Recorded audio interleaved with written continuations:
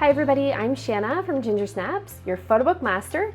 Today I would like to talk to you about turning special handwritten poems or letters into a photo book. Now over the years, my mom wrote poems for people's engagements, for weddings, for special birthdays, for all sorts of special occasions happening in our family. She would write a poem. So I want to show you how I've taken all those poems, all those pieces of paper, turned it into a precious photo book, and now everyone in the family can have a copy. So once you've gathered all the poems or all the letters together, you need to somehow scan them. Now, I am always an advocate for a high-end scanner or a high-end scanning service. And in this case, they're documents, they're not photos. So it would be okay to use an app or take photos with your phone. One app that I have used in the past for projects is PhotoMine. For projects like this, it's no problem to go ahead and use those apps. However you decide to capture and digitize those pages, be sure to either set up a nicely lit area taking proper photos or scans with the app, or nicely set them in a flatbed scanner and grab your images that way.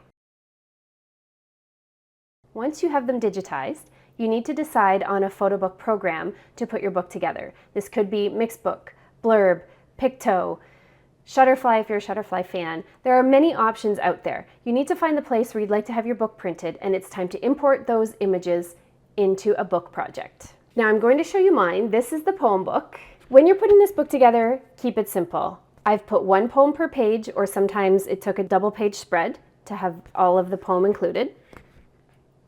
If you would like to sprinkle some photos throughout the book, that's even better. In this case, I didn't, but that really makes the book special if you can include some photos as well. When you have finished putting the book together, take time to review it. Be sure each letter or poem is only in there once. Things are in a bit of an order, however you'd like to set them out. In this case, I did it chronologically. If you've used any sort of embellishment or editing to your photos, keep it consistent. If you've put borders around them, keep them consistent on each page. If you've used drop shadows, keep those consistent on each page. When you're satisfied with your design, hit print. It will come back to you in the mail, and you will be so thrilled that you have this book of memories preserved. I hope you found this helpful. If you have special handwritten documents in your life, take the time to put this book together. Share it with your family and friends.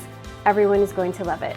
Please follow along for more tips and tutorials on creating beautiful photo books.